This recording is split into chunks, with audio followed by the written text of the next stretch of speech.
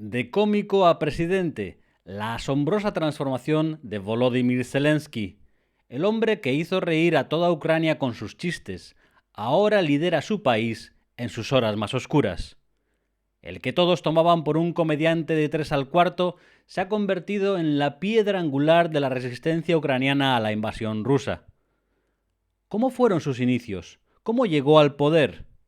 ¿Dónde está su secreto? ¿Cómo se ha transformado en este año de guerra? ¿Cuáles son las claves de su éxito? A todas estas preguntas y algunas más responderemos en los dos siguientes vídeos. Ahora empezamos con el primero.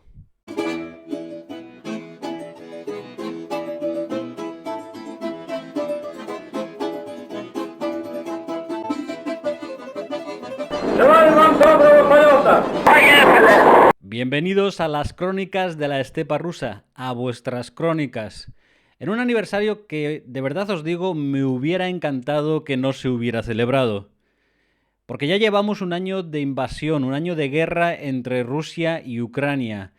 Y Kiev resiste. Y si resiste, es en gran parte por la figura de su presidente, Volodymyr Zelensky. En dos vídeos analizaremos sus inicios, su transformación, de ser tratado como un advenedizo en la política a erigirse como un gigante, el faro y la piedra angular de la resistencia ucraniana a la agresión rusa. Y para ello, en este especial sobre Zelensky, me acompaña gente tan importante como Euprepio Pádula, experto en liderazgo, el periodista Luis de Vega, uno de los dos únicos periodistas españoles que han podido estar cara a cara con Zelensky, y por supuesto, ucranianos, personas que ya conocéis como Inna, como Ostap o como Andriy, que son muy activos en las redes sociales en la defensa de su país. Un esfuerzo grande, pero que merece la pena por vosotros, por todos vosotros que estáis ahí al otro lado de la pantalla y que habéis hecho que este canal, Crónicas de la Estepa Rusa, haya crecido en este último año una auténtica barbaridad. Y sigo pidiendo vuestra ayuda, por supuesto. Quiero vuestros likes, vuestros comentarios, vuestras suscripciones, porque este canal tiene que seguir creciendo y seguirá creciendo gracias a vosotros. Volodymyr Zelensky, el hombre del año para la revista Time y para muchos de los que apoyamos a Ucrania en su guerra. Un gigante de apenas 1,68 m que se ha convertido en el faro del pueblo ucraniano en la lucha contra el ejército invasor ruso. ¿Pero de dónde viene? Sin comprender los orígenes de Zelensky, es muy difícil, es muy complicado comprender su forma de actuar en estos aciagos momentos. Nació el 25 de enero de 1978 en Kryvyi Rih, Ucrania. Estudió Derecho en la Universidad de Kiev, pero no llegó a graduarse. Decidió abandonar sus estudios para seguir su carrera como comediante y productor, una decisión que le cambiaría la vida. De ascendencia judía por parte de su madre, Rima Zelenska, el propio Zelensky ha hablado sobre su herencia judía en más de una ocasión, en más de una entrevista, pero tampoco le ha dado más importancia. Él siempre ha dicho que se considera a sí mismo como un ucraniano más.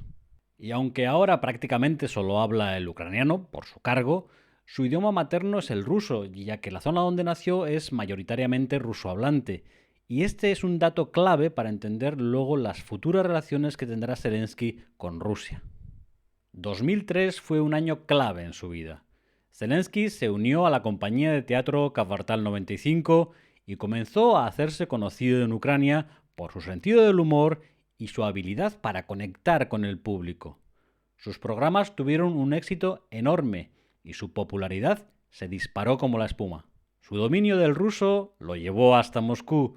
Su productora empezó a producir programas para la televisión rusa y Zelensky pronto se convirtió en uno de los cómicos más queridos de la audiencia rusa, llegando incluso a protagonizar algún sketch delante del mismísimo Vladimir Putin. Леонид Данилович!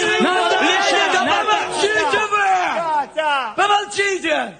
Вы что не видите? Я сейчас обращаюсь к человеку, от которого зависит моя, да что там моя, судьба всей Украины. Владимир Владимирович. Владимир Владимирович, заберите меня, пожалуйста, а? Ну хоть за долги, я вот тоже...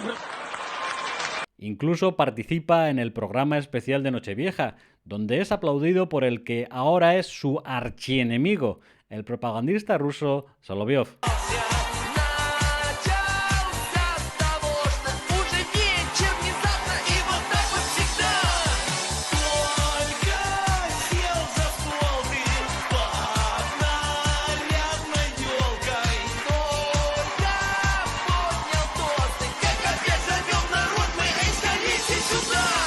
Aunque, si por algo será recordado Zelensky, será por su papel de Vasil Holoborodko en la serie El servidor del pueblo. Zelensky interpreta a un profesor de historia que se convierte en presidente de Ucrania después de que un vídeo suyo se haga viral, un vídeo donde criticaba la corrupción en su país, en Ucrania. ¿Fue el éxito en la serie lo que le llevó a presentarse como candidato a la presidencia de Ucrania? ¿Cómo vivieron los ucranianos su candidatura? Ina, Andriy y Ostap, ucranianos residentes en España, recuerdan la figura de Zelensky en aquellos momentos. Hoy tengo aquí conmigo en Crónicas de la Estepa Rusa a tres de los tuiteros ucranianos más activos que podemos encontrar. Andriy, con sus charlas Kopsar. Buenas tardes, Andriy.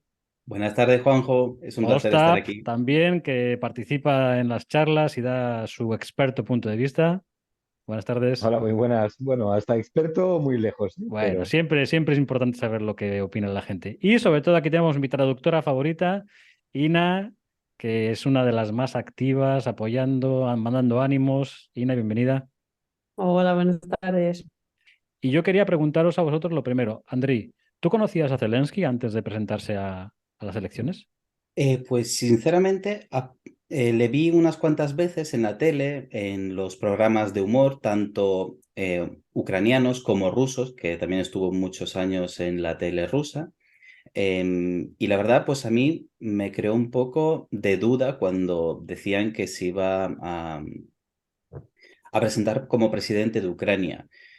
Cierto es que las dudas al principio las tenía por el tema de, pensaba que podía ser una marioneta de algún oligarca o digamos que estuviese entre bastidores, pero una vez que ya se presentó para presidente, los mensajes que daba eran bastante claros a diferencia del resto de políticos.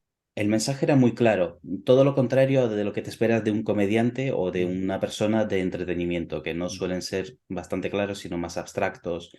Eso sí que me impactó. Ina, en tu caso, ¿conocías a Zelensky antes de presentarse a las elecciones? Sí, sí que lo conocía hasta personalmente, de un proyecto que vino una vez al colegio mío de pequeña.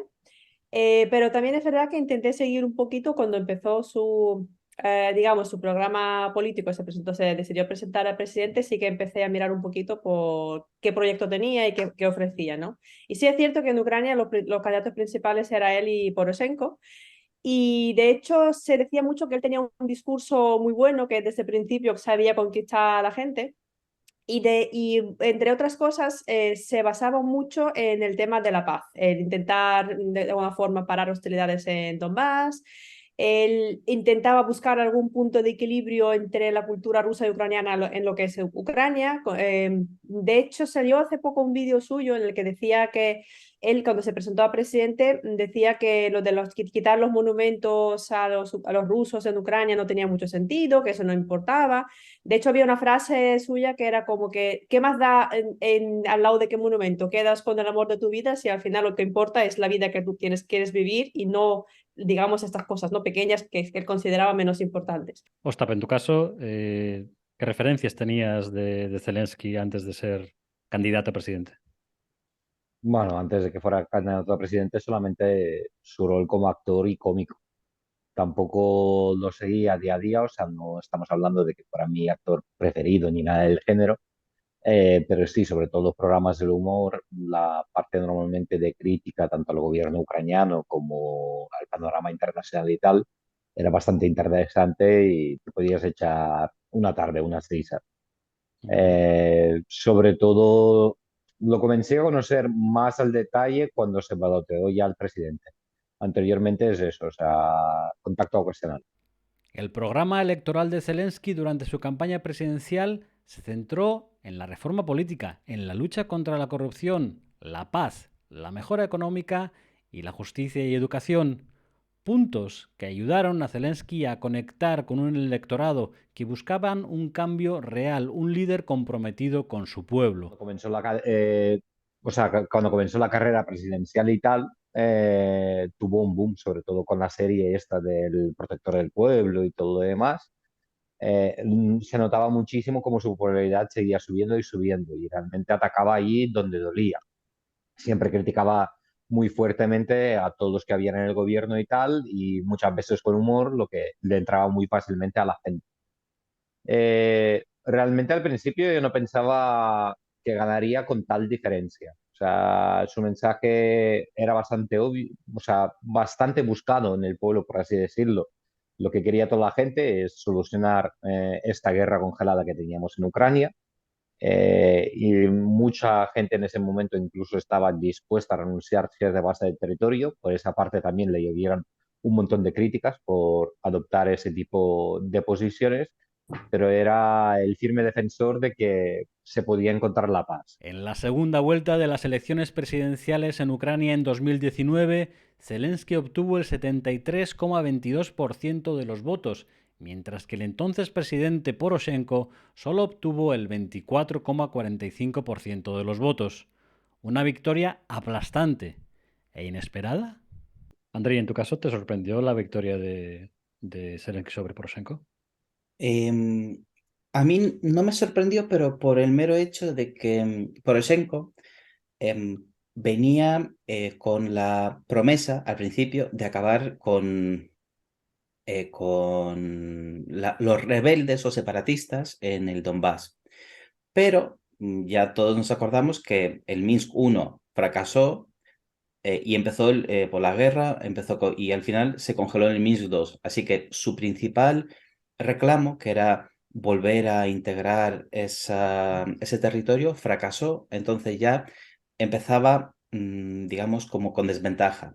Y luego, en la campaña esta, personalmente, yo sí que vi a Zelensky, como dije antes, con mensajes claros que iban hacia la gente, y Poroshenko quería buscar digamos, como un combate cuerpo a cuerpo con Zelensky, pero que no llevaba a ningún sitio. Entonces su mensaje político estaba como vacío de contenido, y la gente, yo creo que ganó no tanto porque que era súper querido por la población, sino que el rival que estaba enfrente, su mensaje era vacío, sin contenido, y ya fracasó en su anterior legislatura al no poder cumplir esas expectativas que había dado a la población. ¿En tu caso, Ina? ¿Te sorprendió su victoria? Pues lo cierto es que sí, bastante, porque también es verdad que yo he intentado un poco seguir lo que es el proceso político, las elecciones y tal, pero no seguía mucho lo que eran digamos, los CIS de aquí, ¿no? El cómo iba y qué opciones de voto tenía la gente. Y sí es cierto, cuando salió fue como, ay, mira, pues ha salido este hombre. Y luego cuando vi el resultado con el que había ganado, pues me sorprendió mucho. Luego sí es cierto, a posteriori he visto los discursos que daba, y sí es cierto que él conquistaba a la gente con los discursos, porque él ofrecía lo que todo el mundo quería, porque la gente al final estaba harta de la guerra y lo que quería es vivir en su país tranquilos.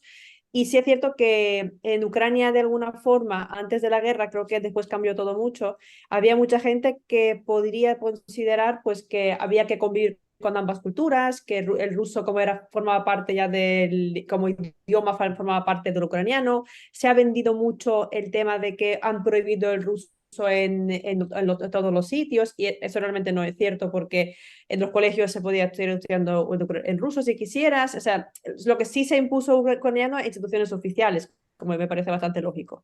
Pero han intentado vender un poco eso de que es que ya no se puede hablar ruso por la calle, es que te van a pegarse a hablar ruso. Y entonces como que de alguna forma había personas que se han sentido un poco, es que es mi idioma, no me dejan utilizarlo. Y él entró con ese mensaje de unificación entre la gente, como da igual que seas del norte o del sur, del este o oeste, somos todos ucranianos, todos queremos lo mismo. Y de alguna forma como que él intentaba cerrar un poco la herida que había con Donbass, con la división que podría intentarse crear a raíz de Maidán. Y creo que la gente lo votó por eso, por esas ganas de paz precisamente. Uno de los secretos de esta victoria fue que centró su campaña electoral mucho en las redes sociales, las más populares en Ucrania, en Facebook, en Instagram y en F-Contact. Utilizaron estas plataformas para compartir noticias, fotos, vídeos de los eventos de campaña y también para poder interactuar con los votantes y responder a sus preguntas.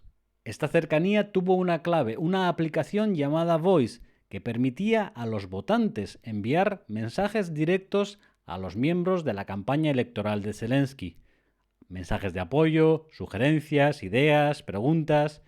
Esos mensajes luego eran replicados, mostrados en las diferentes redes sociales, dando así una sensación de gran apoyo social a la candidatura de Zelensky. Este aplastante triunfo electoral despertó recelos en Moscú. No se vio con buenos ojos el cambio de inquilino en el Palacio Presidencial. De hecho, no presagiaban nada bueno, nada de lo que dijo o que dijeron los políticos rusos en aquellos momentos.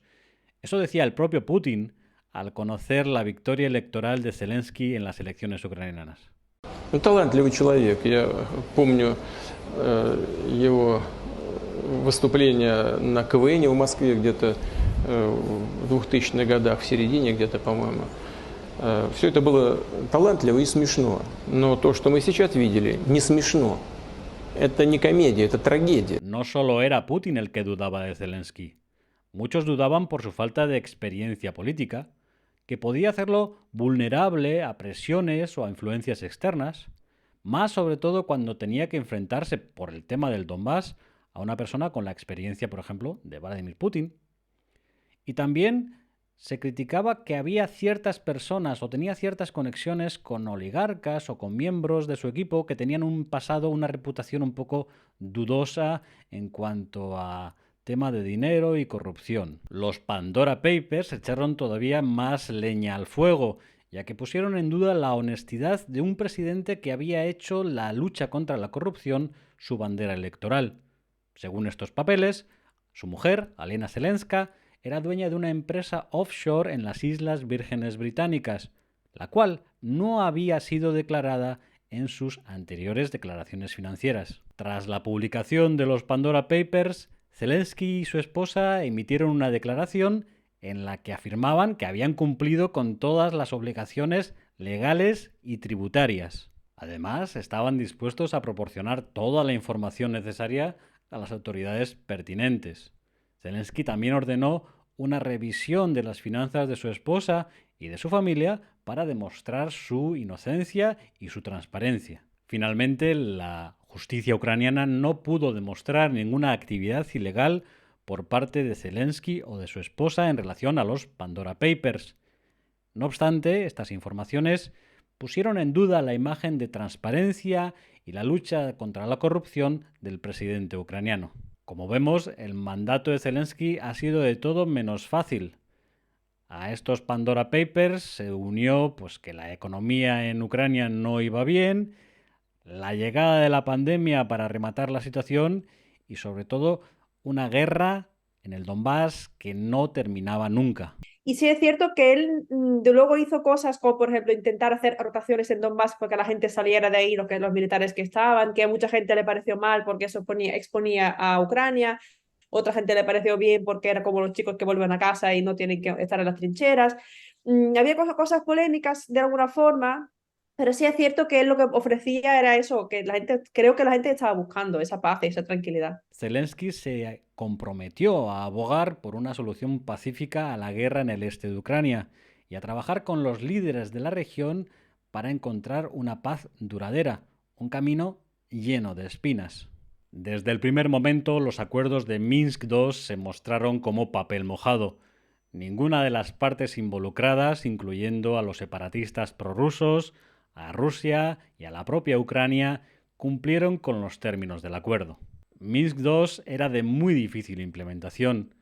El acuerdo incluye muchos puntos que deben ser abordados casi simultáneamente y tanto rusos como ucranianos entendían de diferente forma ese acuerdo. Lo que para unos debía ser que el primer paso lo tenían que dar los rusos, para los rusos el primer paso tenía que ser dado por los ucranianos y así era imposible llegar a un acuerdo. Realmente ninguna de las partes involucradas, de las partes firmantes, tenía muchas ganas de cumplir lo acordado. En este escenario, Zelensky, el servidor del pueblo, el cómico convertido en presidente, vio cómo Rusia acumulaba tropas y vehículos dispuesta a dar el golpe de gracia a un gobierno que Putin considera ilegal e ilegítimo. La noche del 23 al 24 de febrero de 2022, Rusia invadió Ucrania y el presidente Zelensky se convirtió en el líder que su país necesitaba en sus horas más oscuras. ¿Cómo fue esa transformación? ¿Cómo un cómico se ha convertido en la piedra angular de su país? ¿Cuál ha sido su secreto? Todo esto lo veremos en la segunda parte, Zelensky, de presidente a héroe. Os espero a todos en Crónicas de la Estepa Rusa.